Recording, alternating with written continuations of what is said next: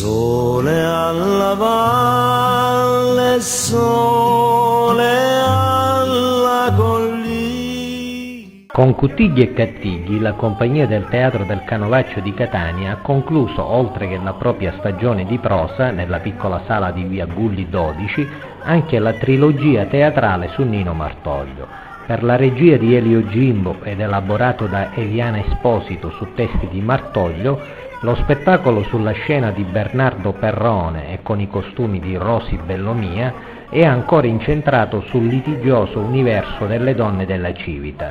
alle prese con il ritorno dal continente di Don Procopio Pallacchieri e con il prossimo matrimonio tra Don Pasquale Pizzicaietta e la sguaiata Sara. In circa 90 minuti e in 2 atti, tra brani scelti tra gli anni 60 e 70 da Modugno d'Adamo, da Renato Zero a Lucio Dalla, lo spettacolo si sofferma sull'impatto nella Civita catanese della Prima Guerra Mondiale, che coinvolge il poetico Mariano innamorato di Betta e che ritorna poi dal conflitto in un finale strappalacrime, muto ma ancora pronto a vivere la sua vita nel quartiere.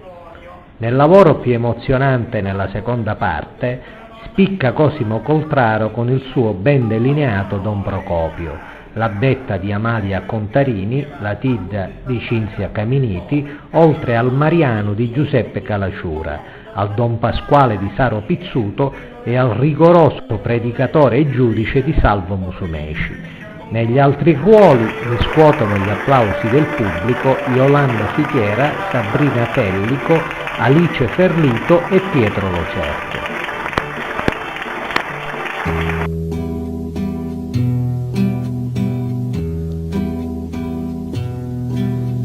Sole alla valle, sole